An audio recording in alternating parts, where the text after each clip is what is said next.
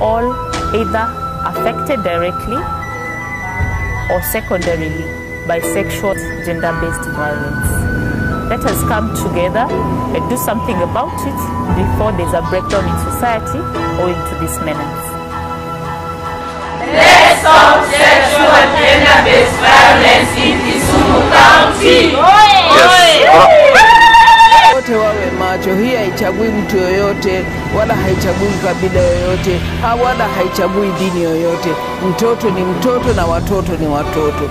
Sasa wazazi wote, wazazi wa kiume na wazazi wa kike, na waomba muwe macho kuhusu watoto wenyu. Tumejifunza vitu vya kuweza kulinda watoto wetu na kuweza kusema na wenzetu, kuwatahadharisha kwa mambo iliyoko. Unaonaje mtoto wako wa miaka 5 ikiwa atachezewa na haribiwe? Unafikiri ana maisha gani? Sasa mzazi, kaa macho, ujue maneno gani inaendelea mbele yako.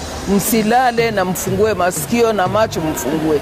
Mimi nimejikaza kukaa hapa mbele yangu, nataka niwaeleze maneno ambayo iliyoko. Na wewe uwe na huruma na watoto wanaoteswa, na watoto wanaobakwa, na vijana wanaolatiwa.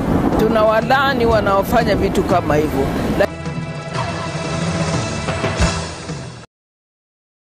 Like for the GBVRC cases, I think we had about 265 between October 2013 to October 2014. Those were the only reported cases. But the highest numbers of cases that we have within the county are for the children aged between 0 to 11 years. And normally it is the girls who are normally affected. Though we are very sure that the boys are also affected, but due to the stigma related to sexual violence, we don't get a good number of these cases coming forward. But the majority of those who are affected are the children between 0 to 11 years. Yeah. Generally, we get a lot of cases within the community, mainly in the informal settlement, where we can handle about 5 cases of SGBV every week, and about 10 to 15 cases in a month. I would say that at least in 3 months, I come across 3 to 6 cases initially being reported to me seeking my assistance. However, usually there is no follow-up by the victims. Usually they call to ask, where do we go? Moroni is one of the sub-counties within Kisumu County, and has been affected a lot with the gender-based violences. And for instance, if actually you are keen, you realize that last year we had a serious report where 2 ladies were murdered, they were raped and murdered and dropped somewhere along the border lines.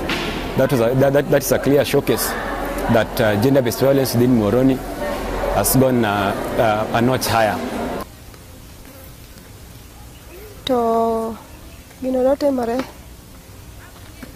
sa ochike wang kano no kwa kwer no doko na kwer koro kano doko na kwer to kaka denda lit na ywe ot to nyathine tugo oko mar dot koro wacho ni ya to nyathina nini da koro awinji kata tiende korenge dot oko kai nyathine dhi kure ma jowete geto se yombe to ka jowete ne yombe ga to tugo ga tuga koro kende ku wuoth ga kende nyathine dhi kanye wawuoge oko kang'e nyathi kuso kata kacho to biro ga unyisa ni mama da dhi echo en cho mane maka wuono dhiye moko wacho nani koro winjo ka rembo sichako chich koro bete oko kase bete oko kanyo tapo kaneno kanya mabu abudho matin taneno ka nyathi wuok na ei masin ka nyathi biro kaywak to nyathi okuoth maber tapenje ni agathi akanye ni dongo no kawa ka samukelo kwercha odongo ka otera e masin to dongo odhi miyanga e masin ni mama dongo gonyo na sirwaru modongo timo na tabia mbaya ta jinse ni maro je chien maduong manade suya ne buta ka ete ko sudo buta ka golo sirwaru kuom nyathi ta do spams kuom nyathi ta ringo ge nyathi hospital ka seringo ge nyathi hospital daktari nodhi thiedho nyathi san wadhi ka saurum koro nyiso wani joguro doga kinyu chako duoki ema koro kinyego kinyi to Fatuma non mango simu na si peke yake cases. Kuna 4 cases ambayo ishafanyika hapo. Kuna mama mwingine pia mtoto yake ya 12 years alikuwa raped. Kukuwa raped akampeleka hospitali, but huyo mama alidecide tu awache hiyo case tu hivi. Nikamwambia kwa nini uliwacha hivi?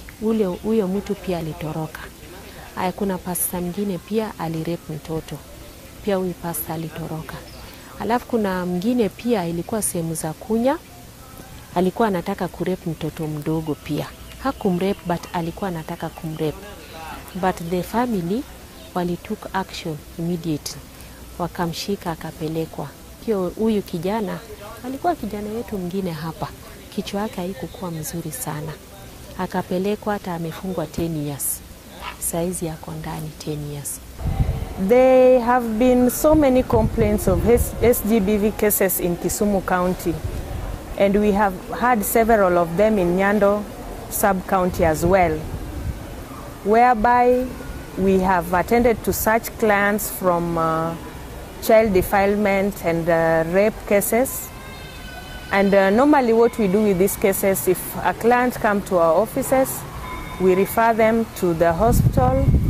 We take them to the police station for their statement to be recorded, whereby the perpetrators are arrested and taken to court. There is one case in East Kano that a child was defiled. Then the perpetrator disappeared from the community. But later on, with the help of the police at Katito, we were able to find the perpetrator, who was arrested and taken to court and is serving at Kodiaga prisons.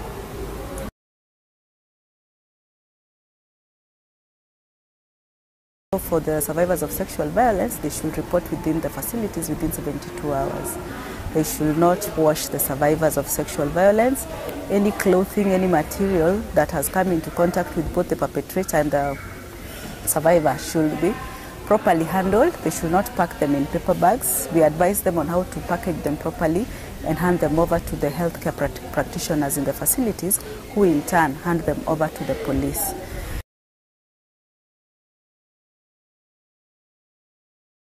At the health facility, we have quite a number of things that go on. One, we will expect the survivors of sexual violence to actually give consent for the services that will be offered to, and this is after the health practitioner explains to them the services that are being offered, and they will consent that they are ready for this. Then we have the PRC form, which is the MOH 363 form, and this is a form that helps in actually capturing the events and what happened during that time. We will be able to mark the areas that the survivor has injuries, and you'll give any other. All the investigations that are done are recorded in the PRC form. All specimens collected are recorded. Those that will require being taken to the government chemist are withdrawn within the presence of the police officer and then handed over to the police, who take them to the government chemist. So we have the PRC form that actually encompasses all that, and the relevant people will sign. We will have their names, their designations, and for the police officers, we also include their numbers, their police force numbers on those forms, basically just to maintain the chain of custody. So the PRC form is filled in triplicate. We have the original form that is supposed to accompany the PRC, the P3 form, and then we have the duplicate that are the patient notes that should be given to the survivor. And then we have the triplicate that is kept for further. It's kept for hospital records, actually, if anything happens and we may need it. So we will always get it. We will get it from the facility. So the other documentations that are there basically for the facility, and this is the SGBV register, what we record all that happens to the survivor during the time that they're seen within the facility. And then there's also the monthly reporting tool, which is the MOH 364. So basically MOH 365 and MOH 364 are documents for the facility, but the PRC form will give us the clinician notes and everything that was recorded for the survivor. The other form that is filled in the health facility is the P3 form. And this P3 form is picked from the police, and there's a portion that the police fills, and then they bring them over to the health facility, where the health practitioner will fill in the relevant information that is required and taken back to the police station after filling it.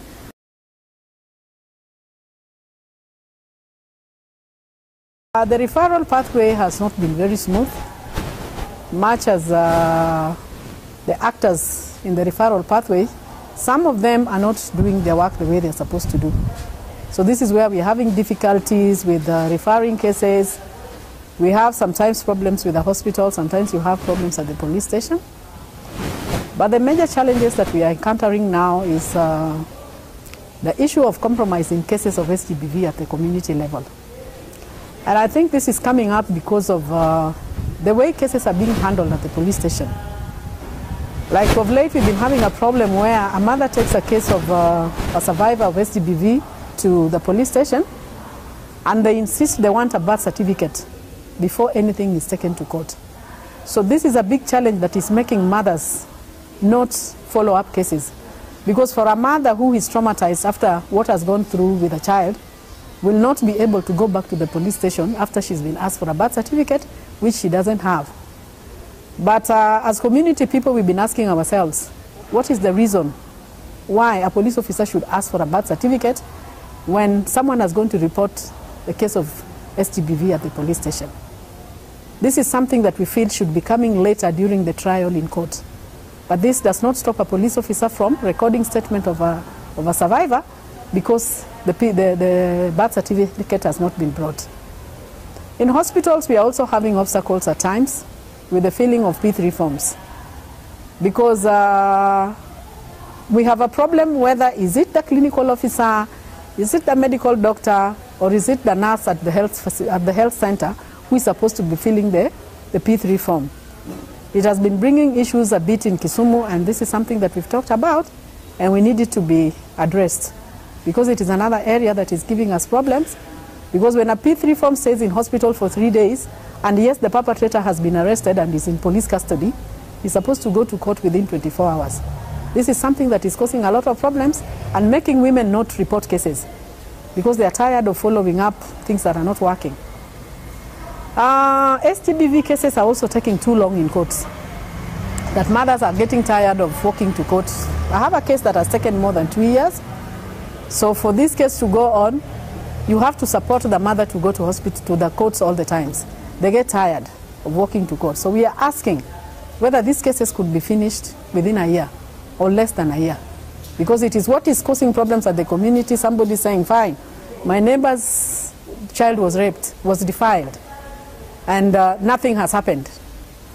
She's not understanding that maybe court process take time. So most of them keep quiet and they try to arbitrate and take money in between. So maybe this is why we are not coming up issues of SGBV. Bui tukaenda, tukapata doctors wanafanya kazi mzuri. Hata hao pia walikuwa. Lakini wakatuambia turudi saa 8. Sasa kurudi saa 8, tukarudi, wakatuambia ati wameenda on strike. Na file iko pale, file ya huyu mtoto. Sasa hakuna vile wanaweza kufill P3 form, file iko pale, mpaka saizi hiyo P3 form iko incomplete. Sasa imetushinda where to start. Saa ingine kama client kama huyu hajiwezi, kama siku huyo alitafuta tu transport ya kupeleka mtoto hospitali, hakukuwa nayo. Inabidi tu come in tumsaidie. Hata kama ni transport ya kwenda to and fro, ni mimi mwenye nasimamia. Sasa hizo pia ni challenges ambaye ziko. Na vitu zingine ambaye the community, the affected members hawajui where to start. Information hawana habari ya kutosha. Na rescue center ni moja tu ya Russia. Hapa Kisumu County. Hapa Kisumu County ni hiyo tu. Hakuna ingine, hiyo tu. Okay. Na katika hiyo technical working group, wameanza kuzungumza maneno ya kuweza kukua na facility yenye na work 24 hours. Hata hii facility walizungumzia work 24 hours. Lakini hatujui challenges ambazo ziko work 24 hours. Haiwork kabisa. Hata kuna do mahali wameandika polisi inafaa kwe hapo. Na hii do imekuwa tu close, hakuna polisi hapo. Hakuna.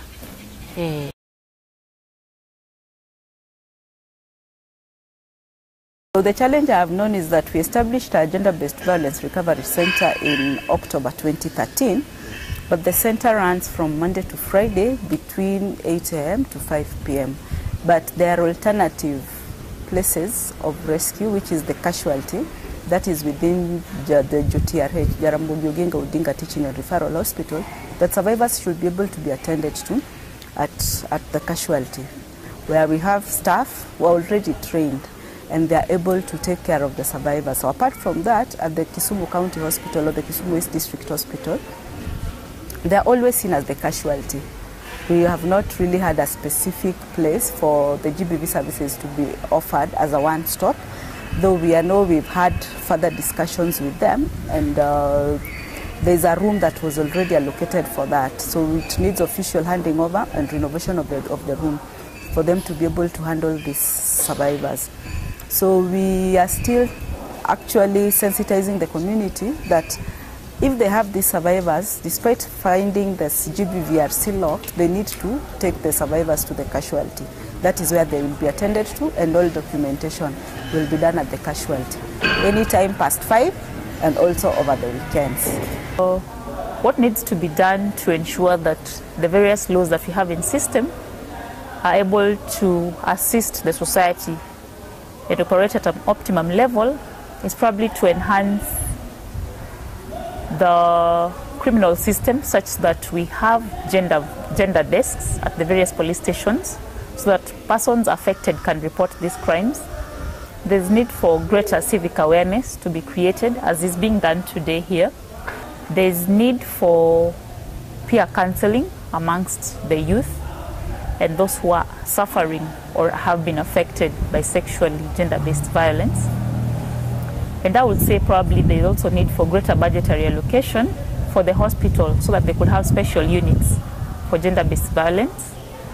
Forensic labs will similarly go a long way in preserving evidence to ensure that we have successful prosecutions of gender-based violence cases.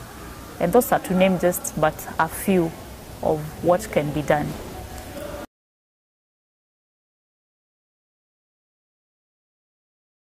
There is the issue of vulnerability of the children, and then again with sexual violence you find that the people who do this to the children are not strangers. They are things who are well known to the children, the people who are well known to the children, and they will use different tactics to make these children trust them. They will create a rapport with them by sending them to the shops for mandazis, and over time as they plan what to do, at one point that's when they violate the children. We have the border riders who parents have entrusted to taking children to school. But you find they'll start buying the children chips and small tokens and then finally violate the children. So there are people who make the children trust them and then they violate these children after that. So it's the aspect of vulnerability among that age group. The ones that are majorly reported are those ones for the adult and children, because for adults, sometimes it is very hard to prove unless the person comes out and says. But for children, the community takes responsibility and even forces the parents to go and report such cases. So in most cases, the cases that are handled mostly are children cases. Thank you.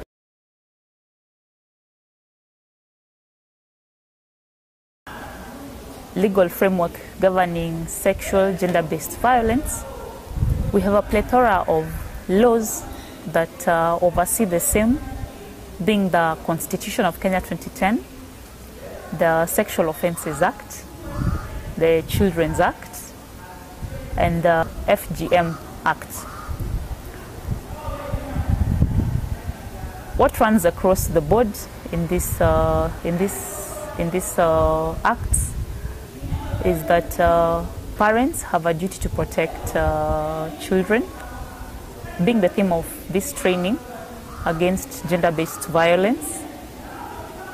And this responsibility cuts equally between mothers and fathers.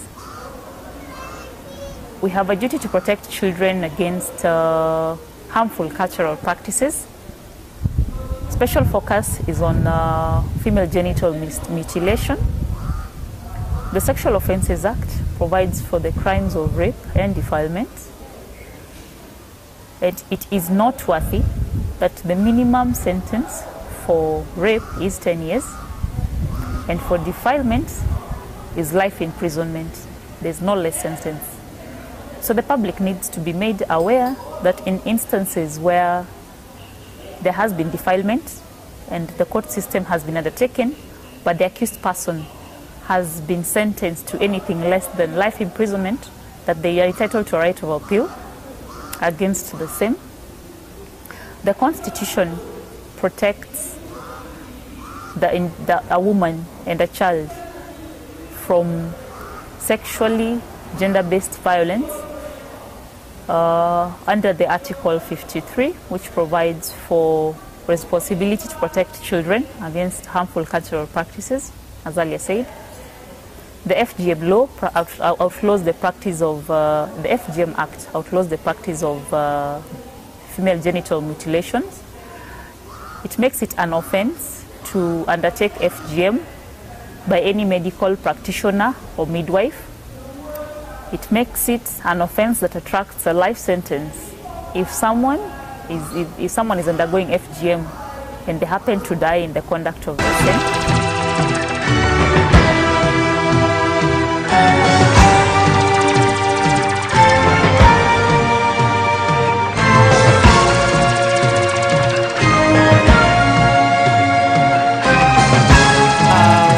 Intimidation is there in community depending on the culture where we come from.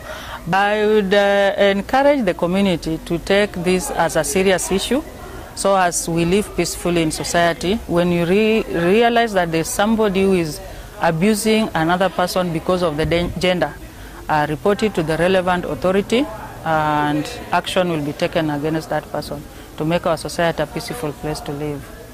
Kilichonipa motisha nije training kama hii katika mtaa wangu, naona mambo haya inaendelea na ilikuwa inaniuma sana na inaniudhi sana, lakini nilivyosikia kuna mafundisho kama hayo, niliwacha mambo yangu yote nikaamua kuja ili nipate kusaidia watu wa mtaa wangu.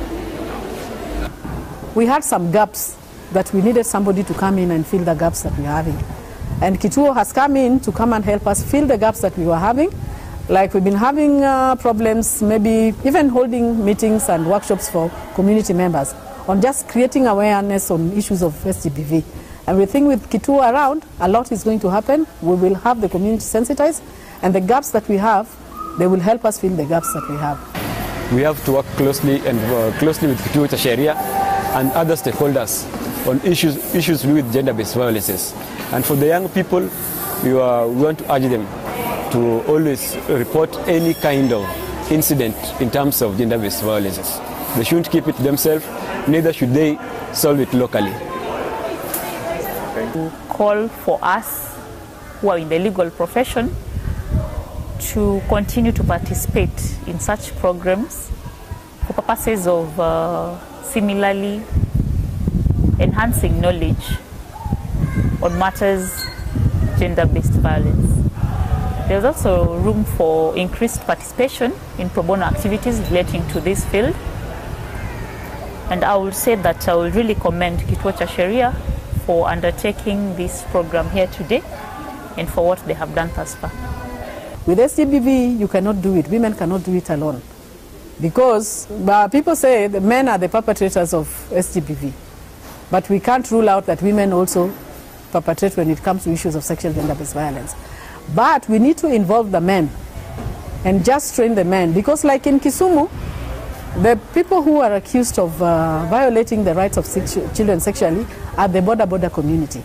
So we are just saying, how do we bring in the border community, create awareness to the border community, try to maybe even come up with champions of SGBV from the border fraternity, and see how we can move forward, involve men, and see how we can curb issues of sexual gender-based violence. Thank the Kituo cha Sheria for facilitating this training. I've learned a lot. I didn't know how to take on any rape case, but I'm now a person. Sisi kama wakaaji wa Kisumu tumefurahia sana kuhusu Kituo cha Sheria kimetuletea mafunzo ambayo mafunzo tumejifundisha na tumefurahi, tukirudi nyuma tutafundisha na wengine. I know is that for SGBV it needs a multi-sectoral approach.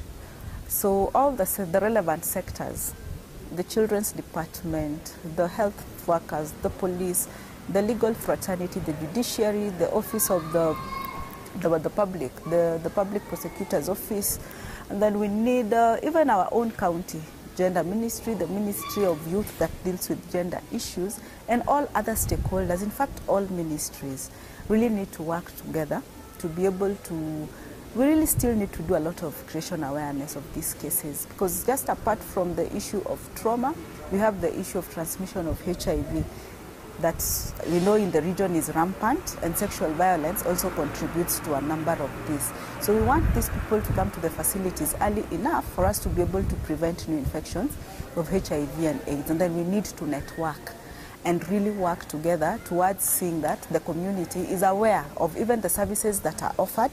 The community is aware that sexual violence is a crime in itself, and it has very tough penalties for those people who are perpetrating sexual violence within the community. And then for those who have survivors, we need to embrace them. We need to see how they are rehabilitated. We need to check on their mental health status so that they are able to accept what has happened and be able to get out of it, for them to have a healthier life after that. But it is something that we will need to do. We'll have to have a multi-sectoral approach for us to be able to tackle these issues. Well, the training was very nice. We have been capacity built, and we are very sure that this information that we have got is going to change a lot in us, and also when we go back to the community, we are going to make sure that we sensitize the community so that they embrace the importance of behavior change. And even right now that we're talking, we also know what to take, legal action to take, and the procedure when an SGBV occurs. Thank you, and continue with the good job.